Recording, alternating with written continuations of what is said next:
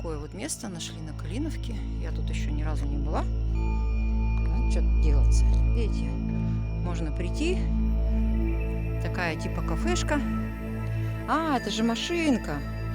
А, это машина времени. А я-то думаю, что это такое? Все, едем в будущее. Разбитое зеркало заднего вида. Все правильно. Мы в будущее едем без оглядки.